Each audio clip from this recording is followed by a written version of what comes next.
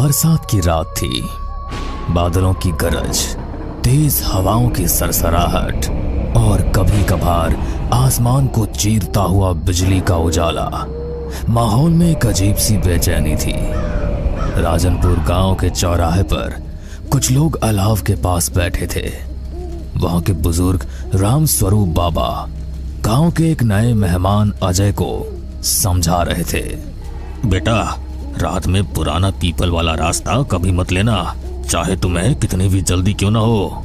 क्यों बाबा, वहां क्या है? अरे दरअसल वो रास्ता भूतिया है। जो वहां गया या तो लौटा ही नहीं या पागल होकर लौटा है। बाकी गांव वाले सहम गए, लेकिन अजय जो शहर से आया था इन बातों को अंधविश्वास समझकर हंस देता है। राम स्वरूप बाबा ने धीरे धीरे कहानी शुरू की। बहुत साल पहले उस रास्ते पर एक भीषण हादसा हुआ था। गांव के ठाकुर साहब की बेटी राधा की वहीं हत्या हुई। उसके बाद से उस रास्ते पर रात में अजीब अजीब घटनाएं होने लगी। लोगों ने कसम खा ली कि सूरज ढलने के बाद वहां कोई भी नहीं जाएगा। हाँ बाबा, सच कह रहे हैं, मैंने अपनी आंखों से देखा है। एक बार रात में मुझे वहां सफेद कपड़ों में औरत दिखी जिसकी आंखें थी ही नहीं। अरे ये तो बस अंधेरे का वहम होगा। 2 दिन बाद अजय को शहर वापस लौटना था, मगर भारी बारिश में बस सेवा बंद थी। गांव के एक लड़के मोहन ने कहा, भैया अगर आपको जल्दी पहुंचना है तो पीपल वाले रास्ते से जाओ, वो छोटा है। लेकिन बाबा तो मना कर रहे थे। अरे वो सब पुरानी बातें हैं, आप डरते क्यों हो? अजय ने सोचा समय बच जाएगा। रात के करीब 9 बजे टॉर्च लेकर वो अकेला निकल पड़ा। रास्ता सुनसान था, दोनों ओर घना जंगल और बीच में कीचड़ भरी पगडंडी। टॉर्च की रोशनी में झिंगुरों की आवाज और कभी कभार मेढकों की टर टर सुनाई दे रही थी। अचानक पीछे से किसी के पैरों की आहट आई। अजय ने टॉर्च घुमाई पर वहां कोई नहीं था। ये शायद मेरा वहम है। कुछ कदम आगे बढ़ा तो एक औरत की धीमी सी सिसकियों की आवाज आई। कौन है वहां? कोई जवाब नहीं, बस सिसकियां जारी रही। थोड़ा आगे बढ़ते ही टॉर्च की रोशनी में एक सफेद साड़ी पहने औरत दिखी। उसके लंबे खुले बाल चेहरे को ढक रहे थे। आप यहाँ रात में अकेली? आपको मदद चाहिए? वो औरत धीरे धीरे सिर उठाने लगी और अजय का दिल धक से रह गया। उसका चेहरा खून से लथपथ था और उस औरत की आंखें ही नहीं थी। मुझे मेरे कातिल तक ले चलो। अजय डर के मारे पीछे हटने लगा। तभी अचानक उसकी टॉर्च बंद हो गई। अजय के कानों में अब सिर्फ पत्तों की सरसराहट और उसके अपने दिल की धड़कन थी। उसने मोबाइल निकाला पर सिग्नल नहीं था। अचानक पीछे से ठंडी हवा का झोंका आया और किसी ने उसके कंधे पर बर्फ जैसी ठंडी उंगलियां रख दी। अजय चीखते हुए पलटा पर इस बार भी वहां कोई नहीं था। वो आ गया, वो आ गया। कुछ ही दूरी पर विशाल पुराना पीपल का पेड़ खड़ा था। उसकी जड़ों के पास काले कपड़ों में एक बूढ़ा तांत्रिक बैठा था। बाबा, यहाँ क्या हो रहा है? तुमने गलती कर दी बेटा। ये राधा का रास्ता है। उसकी आत्मा अब भी अपने कातिल को ढूंढ रही है। अचानक तांत्रिक ने आंखें बंद की और कुछ मंत्र पढ़ने लगा। तभी वो औरत फिर से प्रकट हुई, लेकिन इस बार उसके चेहरे पर भयानक गुस्सा था। ये इंसान यहाँ क्यों आया? हवा तेज हो गई, पेड़ की डालियां जोर जोर से हिलने लगी। तांत्रिक ने अजय को पीछे रहने का इशारा किया। राधा ये निर्दोष है, इसे छोड़ दो। कोई निर्दोष नहीं, सबने मुझे अकेला छोड़ दिया था। उस वक्त मुझे मदद की जरूरत थी। अजय को महसूस हुआ जैसे कोई अदृश्य ताकत पीपल की जड़ों की तरफ खींच रही हो। उसने पूरी ताकत लगाकर खुद को छुड़ाया, लेकिन उसकी टांगें कीचड़ में धंस गई। तांत्रिक ने मंत्र पढ़ते हुए अजय के कान में कहा, राधा के कातिल का नाम मोहन था, वही लड़का जिसने तुम्हें इस रास्ते पर भेजा। अजय दंग रह गया। मोहन? तांत्रिक ने बताया कि मोहन राधा का बचपन का प्रेमी था, लेकिन लालच में उसने उसे धोखा देकर मार डाला। तब से राधा की आत्मा इसी रास्ते पर भटक रही थी। अचानक मोहन दूर से आता दिखा। वो अजय को लेने आया था। आखिर तुझे पा लिया। मोहन डरकर भागने लगा, लेकिन पेड़ की जड़ें जैसे जिंदा होकर उसके पैरों में लिपट गई। राधा की आत्मा उसकी ओर बढ़ी और पल भर में मोहन की चीखें जंगल में गूंज उठी। फिर सब शांत हो गया। अब मैं जा रही हूँ, लेकिन ये रास्ता हमेशा याद रखेगा। जिसने मुझे धोखा दिया उसका अंजाम क्या होता है। इतना कहकर उसकी परछाई धुएं में बदलकर गायब हो गई। तांत्रिक ने अजय को गांव तक छोड़ दिया। अगली सुबह गांव में खबर फैल गई कि मोहन लापता है। अजय ने किसी को सच नहीं बताया, लेकिन जब भी वो उस रास्ते के बारे में सोचता उसकी रूह कांप जाती। राम स्वरूप बाबा का एक ही वाक्य उसके मन में गूंजता रहा। बेटा, रात में पुराना पीपल वाला रास्ता कभी मत लेना। पिछली घटना को 6 महीने बीत चुके थे। अजय अब शहर लौट चुका था, लेकिन रात में अक्सर नींद के बीच चौंक कर उठ जाता। हर बार उसे वही सपना आता, पुराना पीपल का पेड़ और राधा। एक दिन उसे अचानक गांव से चिट्ठी मिली। लिखने वाला था राम स्वरूप बाबा। बेटा अजय, यहाँ फिर से अजीब घटनाएं हो रही है। लोग कहते हैं राधा की आत्मा वापस आ गई है। हमें तेरी मदद चाहिए। अजय के मन में डर था, लेकिन उसने जाने का फैसला किया। उसे लगता था कि शायद ये उसका अधूरा काम है। अजय रात को ही राजनपुर पहुंचा। चौराहे पर सन्नाटा था। हवा में ठंडक और एक अजीब सी बदबू फैली हुई थी। राम स्वरूप बाबा उसका इंतजार कर रहे थे। बेटा, तुम्हारे जाने के बाद से 3 लोग उस रास्ते से गायब हो गए। लेकिन राधा तो मोहन को ले जाने के बाद चली गई थी। बेटा, हम भी यही सोचते थे, पर लगता है उसकी आत्मा अब और भी शक्तिशाली हो गई है। तभी एक और आदमी, कमलेश, जल्दी जल्दी आया। बाबा, कालू चरवाहा आज शाम उसी रास्ते पर गया था और अब तक लौटा नहीं। अजय ने गहरी सांस ली। ठीक है, मैं आज रात वहीं जाऊंगा, लेकिन अकेला नहीं। मुझे कोई चाहिए जो रास्ता जानता हो। कमलेश ने हिचकिचाते हुए कहा। मैं चलूंगा, लेकिन अगर कुछ हुआ तो मैं भाग जाऊंगा। राम स्वरूप बाबा ने दोनों को तांत्रिक गिरधारी के पास भेजा। वही तांत्रिक जिसने पिछली बार अजय की मदद की थी। इस बार राधा अकेली नहीं है, उसके साथ और भी आत्माएं हैं। ये लो, ये लाल धागा पहन लो। रात के 10 बजे अजय और कमलेश टॉर्च और लाल धागा लेकर पुराने पीपल वाले रास्ते पर निकले। बारिश रुक चुकी थी, लेकिन कीचड़ अभी भी था। पेड़ों की डालियों से टपकते पानी की आवाज डर को और बढ़ा रही थी। भैया, हमें जल्दी करना चाहिए। हाँ, लेकिन सावधान रहना। कुछ दूर चलते ही वही ठंडी हवा का झोंका आया जो अजय ने पहले महसूस किया था। उसकी रीढ़ में सिहरन दौड़ गई। टॉर्च की रोशनी में अचानक कुछ चमका। अजय ने देखा दूर एक लड़की झूले पर बैठी है, सफेद कपड़ों में, लेकिन उसका चेहरा धुंध से ढका था। कालू, क्या तुम हो? लड़की धीरे धीरे झूले से उतरी और उनकी ओर बढ़ने लगी। धुंध हटते ही पता चला वो राधा थी, लेकिन उसका चेहरा आधा सड़ चुका था। वापस आ गए? अच्छा किया। अचानक चारों ओर से फुसफुसाहटें आने लगी। हमें भी मुक्त करो, मुक्त करो, हमें भी मुक्त करो, मुक्त करो। पेड़ों के पीछे से अंधेरे साए निकलने लगे, जिनके चेहरे इंसानों जैसे थे, लेकिन आंखें खाली गड्ढों जैसी। ये कौन है? ये मेरे जैसे हैं जिन्होंने धोखे में जान गंवाई, अब ये मेरे साथ है। एक साया अजय की ओर झपटा, लेकिन लाल धागा के पास आते ही चीख मारकर पीछे हट गया। राधा, कालू कहाँ है? राधा हंसने लगी।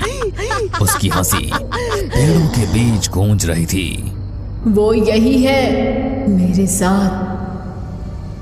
अगले ही पल एक साया सामने आया, जिसकी गर्दन टूटी हुई और सर टेढ़ा था।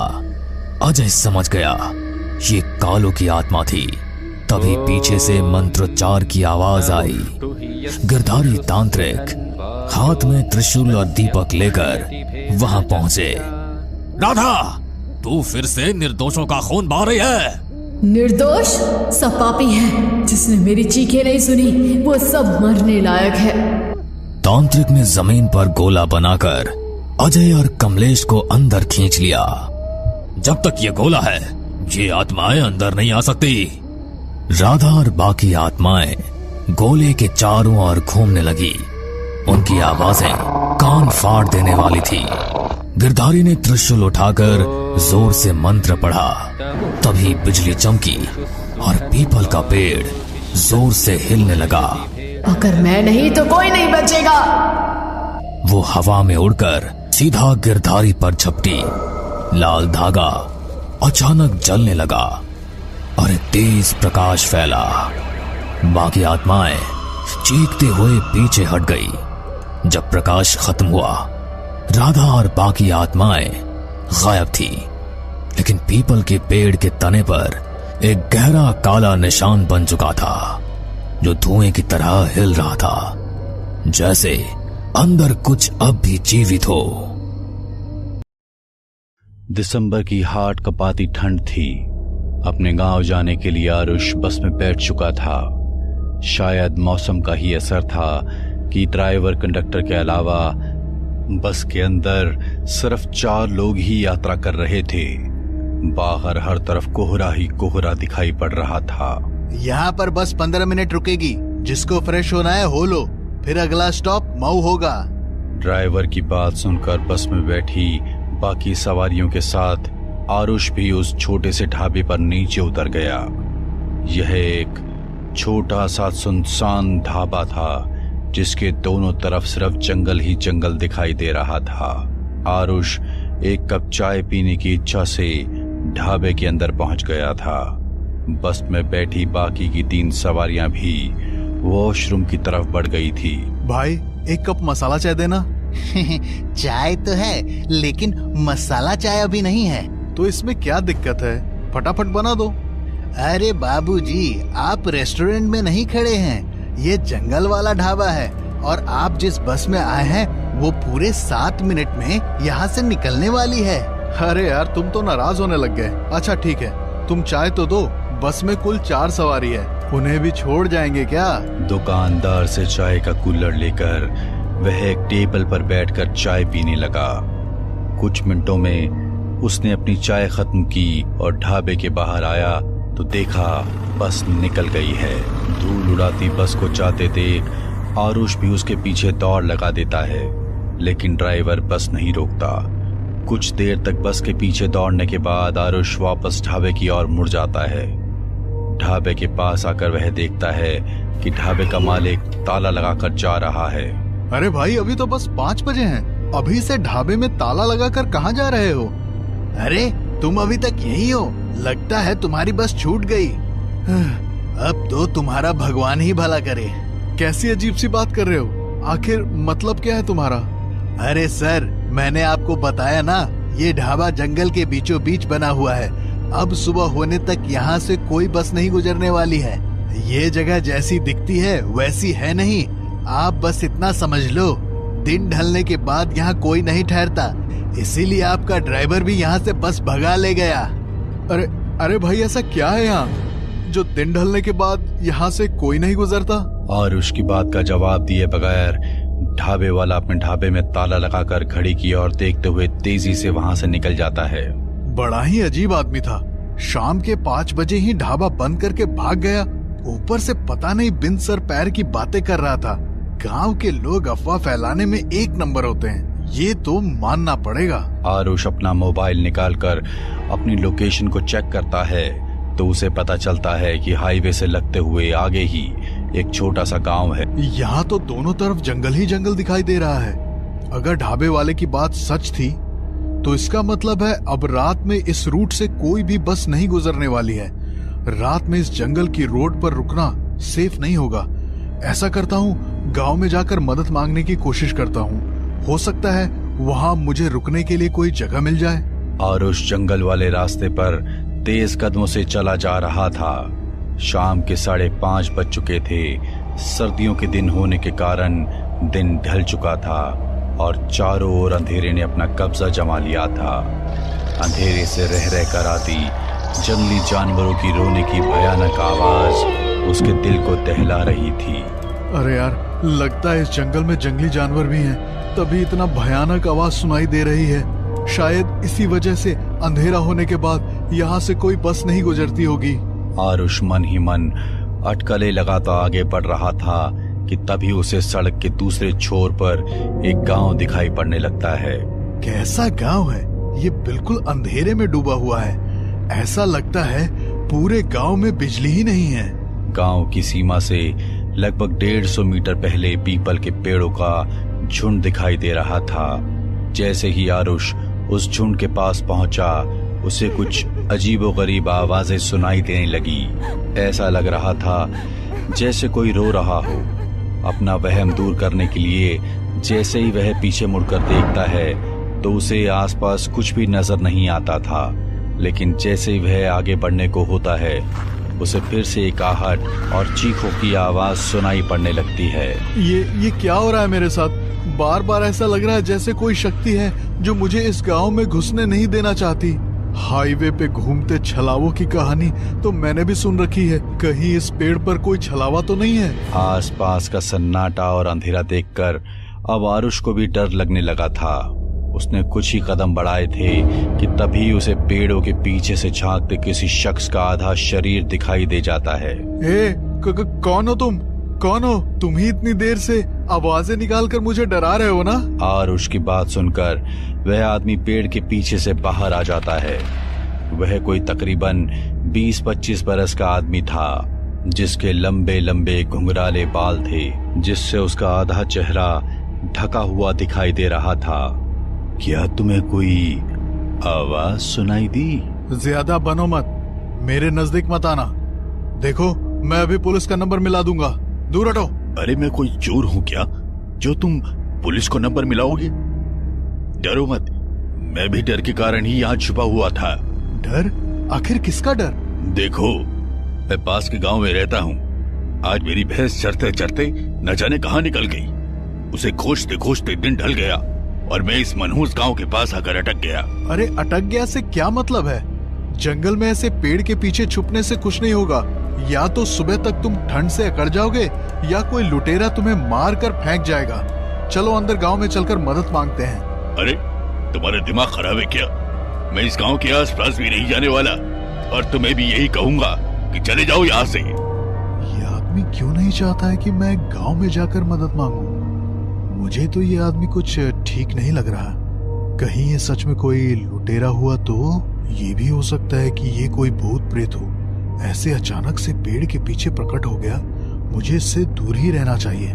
देखो भाई, तुम्हें अपनी भैंस बकरी जहाँ ढूंढनी है ढूंढो, मेरा रास्ता छोड़ो। मैं जाकर गांव में अपनी रात बिताने का इंतजाम कर लेता हूँ। तुम्हें सचेत करना मेरा काम था, बाकी जैसी तुम्हारी मर्जी। आरुष गहरे अंधेरे को देखते हुए तेज कदमों से गांव की सीमा में घुस गया था। सामने लगभग 200 मीटर की दूरी पर 2-3 कच्चे पक्के से घर दिखाई दे रहे थे। आरुष अपने मोबाइल की रोशनी में आगे बढ़ रहा था कि तभी उसे सामने के घर के बाहर लगे पेड़ के नीचे कोई महिला दिखाई दी। इससे पहले कि वो कुछ समझ पाता, अगले ही पल वह औरत जोर जोर से हंसते हुए पेड़ पर उल्टी लटकी हुई दिखाई देने लगती है। अब तो आरुष के पैरों के नीचे से जमीन सरक गई थी। वह उल्टे पांव वहां से भागते हुए फिर से उसी पीपल के पास पहुंचा तो वह आदमी उसे कुछ दूरी पर पैदल जाता हुआ दिखाई पड़ा। लगता है मुझसे गलती हो गई। वो आदमी ठीक कह रहा था, कुछ तो गड़बड़ जरूर है इस गांव में। आरुष दौड़ते हुए उस आदमी के पास पहुंचता है। आप ठीक कह रहे थे, वो गांव, वहाँ कुछ तो है। मैंने अपनी आंखों से एक औरत को पेड़ पर लटकते हुए देखा। मैं जो बताऊंगा उस पर यकीन कर पाओगे? क्यों नहीं, मुझे आप पूरी बात बताइए। आखिर इस गांव का क्या रहस्य है? जिसको तुमने अभी अभी पेड़ पर लटकते हुए देखा वो कोई औरत नहीं बल्कि प्रेत था। ये गांव पिछले 75 सालों से ऐसे ही खाली पड़ा हुआ था। यहाँ पर कोई नहीं रहता है। तो इस गांव में रहने वाले लोग आखिर कहाँ चले गए? आजादी से पहले की बात है। देश पर अंग्रेजी हुकूमत थी। उस अंग्रेजी हुकूमत में जो हिंदुस्तानी अंग्रेजों के तलवे चाटते थे वो ऐसे छोटे छोटे गांव पर राज किया करते थे। इस गांव में रहने वाली एक लड़की पर एक रोज अंग्रेज वायसराय की नजर पड़ गई। जब गांव के मुखिया को पता चला कि अंग्रेज अफसर गांव की लड़की को पसंद करता है तो उसने उस लड़की के बाप को खूब डराया धमकाया और उसकी बेटी को अफसर के साथ भेजने के लिए कहने लगा, भाइयों, आज मेरी बेटी पर उस अंग्रेज ने बुरी नजर डाली है। कल को ये किसी भी बहन बेटी के साथ हो सकता है। इसलिए हमें इस अंग्रेज से डरे बिना उसका सामना करना होगा। हमारी बहन बेटियों की इज्जत पर बात आए तो हम चुप नहीं बैठेंगे।